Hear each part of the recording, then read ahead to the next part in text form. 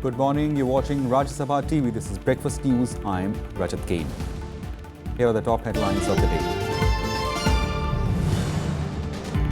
Partial relief from demonetisation problems for common man. RBI hikes daily ATM withdrawal limit to 4,500 per card. In digital push towards cashless economy, Prime Minister Narendra Modi launched mobile application Bheem.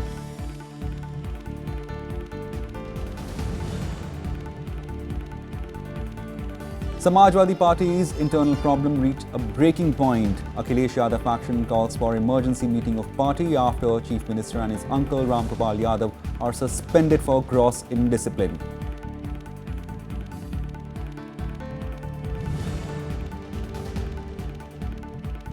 No consensus on what next for Arunachal Pradesh. People's Party of Arunachal Pradesh projects Takam Pariu as Chief Minister. Coalition partner BJP claims it will only support Pema Khandu government.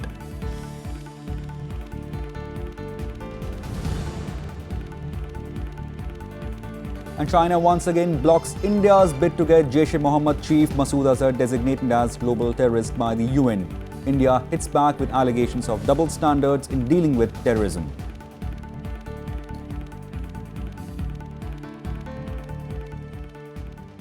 The Samajwadi Party was headed for a split yesterday after party chief Mulayam Singh Yadav expelled UP Chief Minister Akhilesh Yadav and his uncle Ram Gopal Yadav for 6 years for gross indiscipline. The action came after Akhilesh Yadav released a parallel list of candidates for UP Assembly elections. Setting up expulsions. हम तो parliament board की बैठक वैसे ही बुलाने वाले थे, अभी आपके सामने खबर आ जाती, लेकिन तब तक किया गया। इसलिए हम प्रोफेसर रामपाल को 6 साल के लिए पार्टी से निष्कासित करते हैं। मुख्यमंत्री अखिलेश यादव का भी समर्थन इसमें है, इसे उनको भी 6 साल के लिए निकाला जाता है। Setting up the expulsions, the Samajwadi Party chief issued show cause notices to both Akhilesh and Ram Gopal Yadav. Calling the parallel candidate list a gross indiscipline, Mulayam said his comments in media amount to an insult to the national president. Governor Ram Naik said there was no constitutional crisis as yet. He said he was keeping a close watch on the situation. Some reports have suggested that in case the governor asked Chief Minister to prove his majority, Akhilesh has 175 loyal legislators by his side but needs support of 27 more.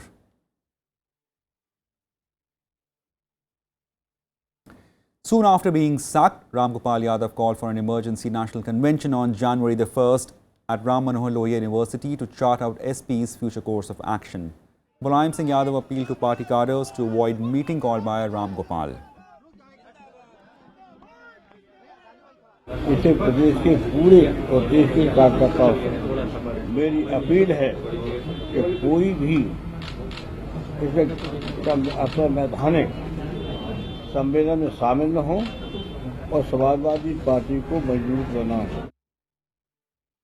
इस party में लगातार शीर्ष स्तर से असंवैधानिक काम हो रहे हैं, लगातार। और पार्टी का अध्यक्ष अगर असंवैधानिक काम करे तो सम्मेलन कौन बुलाएगा फिर? तो सम्मेलन तो जनप्रतिनिधियों की मांग पर बुलाया ही जाएगा। अगर सबसे बड़ा आदमी काम करे, एक बार भी पार्लियामेंट की बोर्ड की बैठक नहीं हुई हो, कैसे ये सूचियां डिक्लेयर हो गई? संविधान में है कि पार्लियामेंट्री बोर्ड तय करेगा? पार्लियामेंट्री बोर्ड का मेंबर सेक्रेटरी मैं था, एक भी मीटिंग नहीं हुई। दिखाएं कहां मीटिंग? फिर कैसे पार्टी के उम्मीदवार डिक्लेयर हो गए?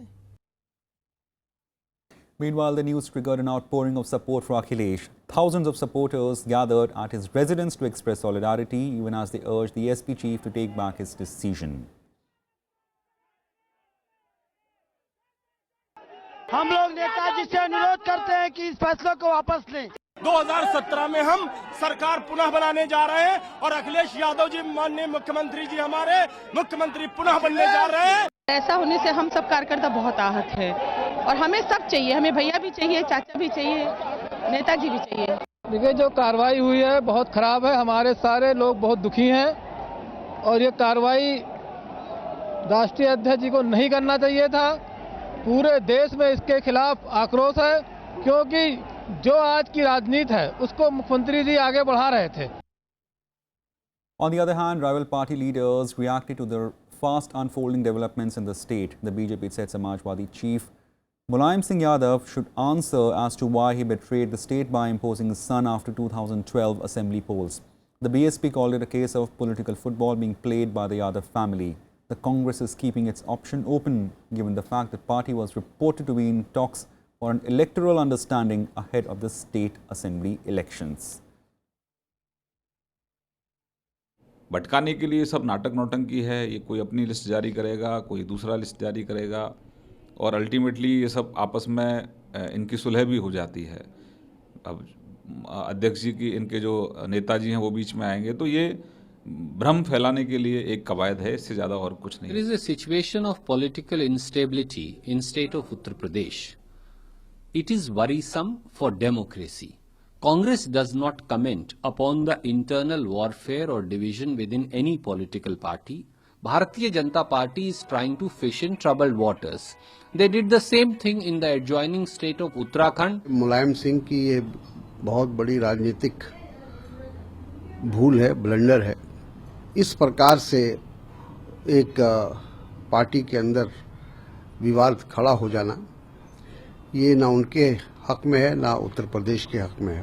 कि इन लोगों ने पिछले 4.5-5 साल के अंदर जम के लूट की। लूट के ऊपर अब इनके अंदर फूट हुई है और टूट की कगार पर है। ये लोग अब सीटों के बंटवारे में भी लूट कर रहे हैं। Moving on to Arunachal Pradesh, which is staring at a political crisis yet again. There seems to be no consensus on what next for the state after ruling People's Party of Arunachal Pradesh suspended Chief Minister Pema Khandu and 5 other MLAs for alleged anti-party activities. The PPA is projecting Public Health Engineering Department Minister Takam Paryo as the next Chief Minister, but coalition partner BJP says it will only support Pema Khandu government in the state and will never support any other Chief Minister. The PPA has alleged that Khandu in his near 5-month tenure as Chief Minister never initiated any move to strengthen the party. It also accused Khandu of working for the BJP by forcing several party legislators to join the party. Khandu became Chief Minister in July this year after exiting from Congress along with 42 other MLAs to join PPA in September. The PPA has 43 MLAs in the House of 60 while the BJP has 12 legislators. Suspended CM Khandu too has claimed support of 35 of 43 PPA legislators. We are just not happy with the leadership of Pema Khandu. He has not been able to, take the party into confidence. Pema Khandu continues, then I fear that, misunderstanding can develop between BJP and PPA because we are supposed to be alliance partners. We got nothing, we have no problem with BJP, but then since he is a Chief Minister heading the PPA government, certain consultations should have been there with the party organization, with the party functionaries. That has been missing, and then we are so sad that he has been hobnobbing only with the BJP executives, and he has totally left us out. We are having alliance with PPA. We are under NEDA. Our Chief Minister is Pema Khandu. So, at this juncture, I would like to appeal the PPA that for the development of the state, for the security of the state, there should not be any such clash amongst the PPA legislature. That is what I would like to send a message to our alliance partner PPA. In a post-demonetisation decision that will help the common man, the RBI has hiked the daily ATM withdrawal limits to Rs 4,500 per card. This will come as a huge relief to people who are presently getting only Rs 2,500. In its latest notification, the RBI said the daily limit of withdrawal from ATMs with effect from January 1st. Significantly, there is no change, however, in the weekly withdrawal limits. It has also added that disbursal would predominantly be in the denomination of Rs 500. Incomplete link. In keeping with this push to steer India towards a cashless economy, Prime Minister Modi on Friday launched an Aadhaar-based mobile payment application called Bheem, the Bharat interface for money, at Digidhan Mela held in New Delhi. It's a rebranded version of Unified Payment Interface and Unstructured Supplementary Service Data. At an event, Prime Minister did a trial run by making payment to Khadi using Bheem mobile application. The new app is expected to minimize the role of plastic cards and point-of-sales machine. The app would also eliminate the fee payments for service providers such as MasterCard or Visa. To use this app, merchants or commoners would need an Android phone and an Aadhaar ID. The Prime Minister added, soon one would be able to make payment using their thumb impression without being dependent upon internet or a smartphone. Prime Minister Modi also felicitated the winners of Lucky Grahak Yojana.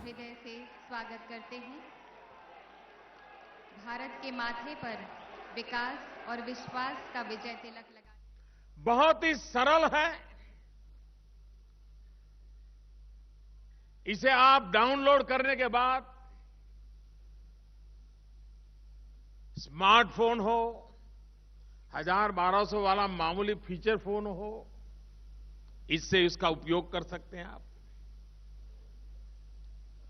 Internet होना ही चाहिए, जरूरी नहीं है। और आने वाले 2 सप्ताह के भीतर भीतर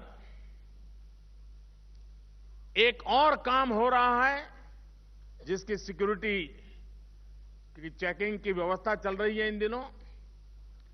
वो आने के बाद तो ये भीम की ताकत ऐसी होगी कि आपको न मोबाइल फोन की जरूरत पड़ेगी, न स्मार्टफोन की जरूरत पड़ेगी, न फीचर फोन की जरूरत पड़ेगी, न इंटरनेट की जरूरत पड़ेगी। सिर्फ आपका अंगूठा काफी है, आपका अंगूठा काफी है। कोई कल्पना कर सकता है, एक जमाना था अनपढ़ को अंगूठा छाप कहा जाता था, वक्त बदल चुका है। अंगूठा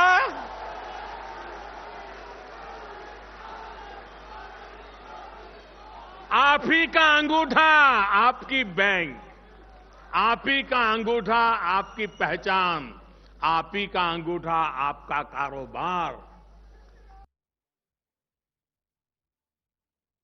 The war of words between the opposition and the government over demonetisation refuses to end. The Congress has once again asked the Prime Minister for an apology, saying the note ban has brought the government's unpreparedness to the fore.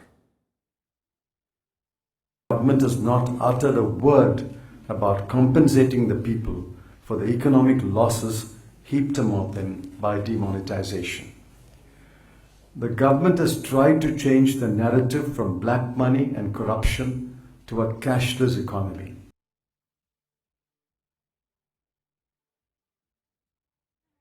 Meanwhile, the opposition charge was rejected by Finance Minister, who said that the situation was back to almost normal now.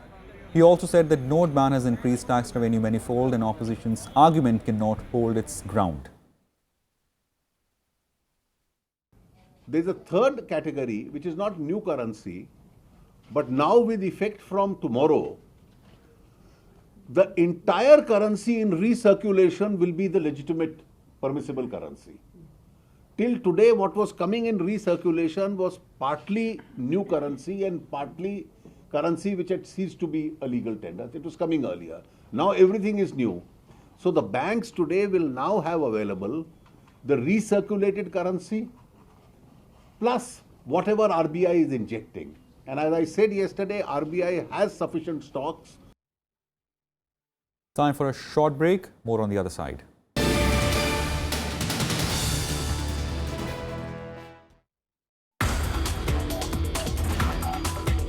Like two persons, they cannot have same fingerprints. Similarly, no two woods in the world can have the same structure. Our slogan is use more, grow more, because there is no material which can replace that wood. Latest work which the institute has done is wood polymer composites. Our purpose is to replace that plastic or reduce the use of plastic.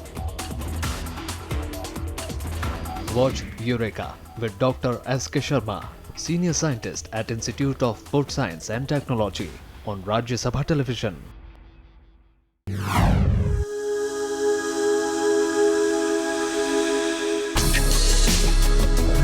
Tales that inspire. Stories of social change. a salute to diversity, promoting public discourse, events that motivate, inspiring the innovative spirit. Watch Rajya Sabha television documentaries.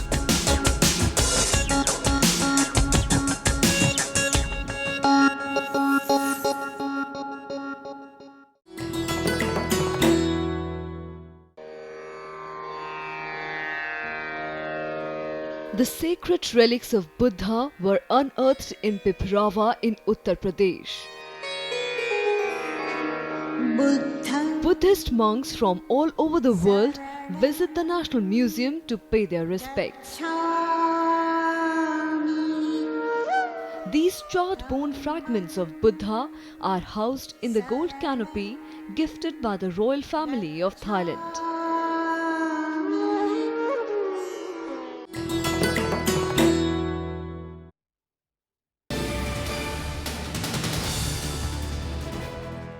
Welcome back. You're watching Rajya Sabha TV. China has once again blocked India's attempt to get Jaish-e-Mohammed chief Maulana Masood Azhar designated as global terrorist by the United Nations. Citing lack of consensus on the issue, China said India should follow relevant UN Security Council resolutions and rules on listing JEM chief Masood Azhar as a global terrorist. India, however, has reacted strongly, accusing China of having double standards in dealing with terrorism. This is the second time in 9 months that China has put India's request on technical hold. India will now have to make a fresh listing request for Masood Azhar to be banned by the United States.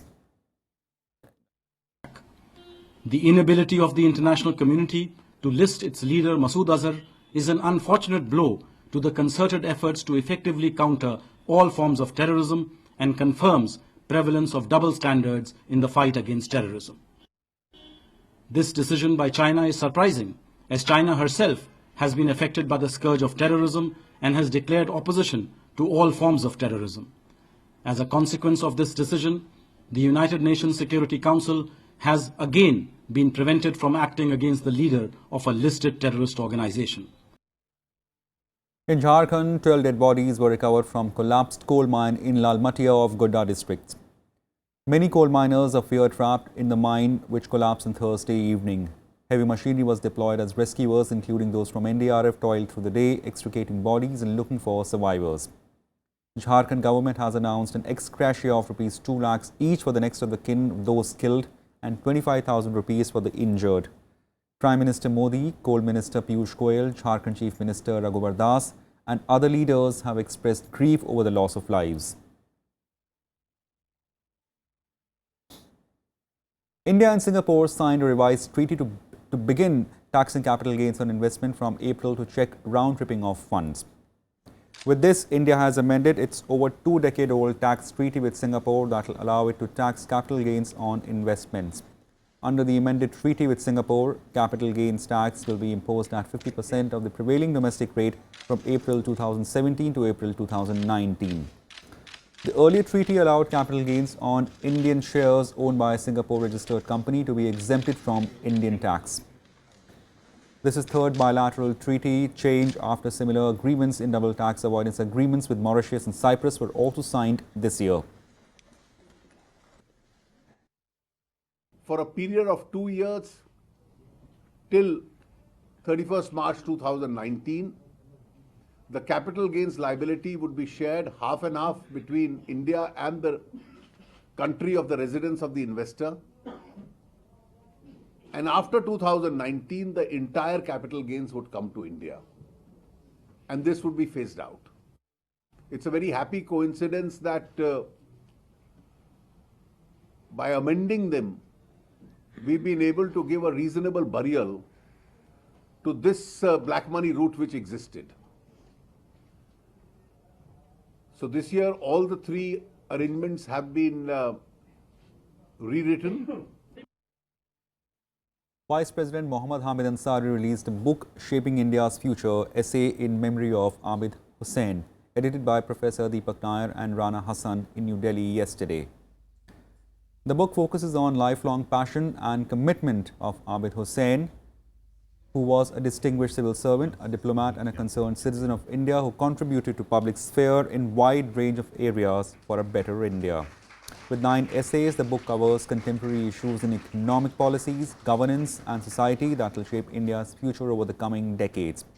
In his address to the occasion, the Vice President said the book has relevance for public debate in modern India. Foreign service officers and diplomats were present on the occasion. It is certainly very tempting because it not only recollects memories of Abid Saab from individuals who knew him very well, but it contains 9 essays which are of relevance to public debate. A look at what will be making news in the day ahead.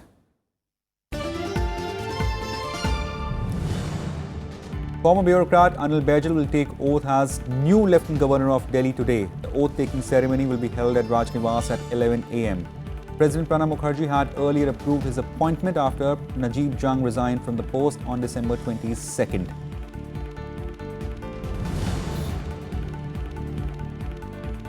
VK Sasikala Natarajan, close aide of late Tamil Nadu Chief Minister J. Jayalalitha, will formally take charge as General Secretary of the AIADMK today at party's headquarters in Chennai. After taking the charge, Sasikala is likely to address her party workers. AIADMK party members had a unanimous resolution adopted at party's General Council meeting this week appointed Sasikala to the post.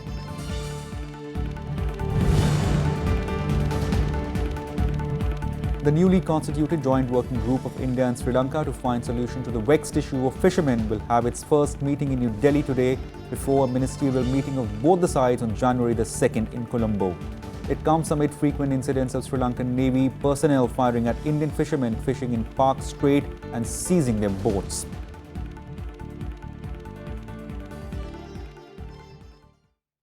Fighting was reported between government and rebel forces in parts of Syria despite a nationwide truce since Friday.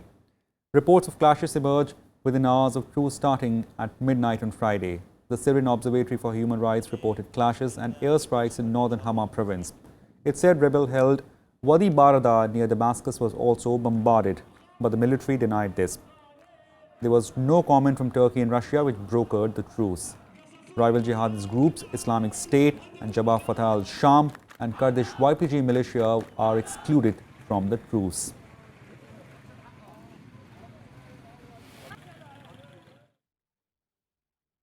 Let's take at some international news in World Wrap. US President-elect Donald Trump praised Vladimir Putin after Russian president ruled out tit-for-tat response for the expulsion of diplomats in a row over hacking. Trump emphasized his statement on the row by pinning his tweet on the top of his account. He also previously dismissed the hacking claim as ridiculous and said Americans should get on with their lives when asked about the possibility of actions.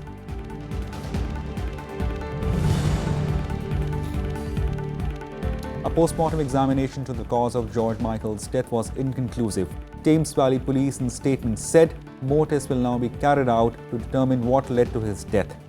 The results of these tests are unlikely to be known for several weeks. The star died aged 53 on Christmas Day at his home in Goring-on-Thames, Oxfordshire. His death is still being treated as unexplained but not suspicious.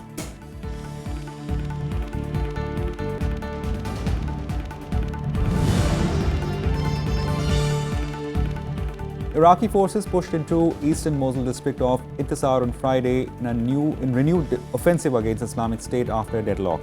Iraqi forces began the second phase of offensive from 3 directions into eastern districts on Thursday. Civilians were seen leaving as troops in armored vehicles took hold of the area. According to the United Nations, more than 1 lakh people have been displaced from Mosul so far.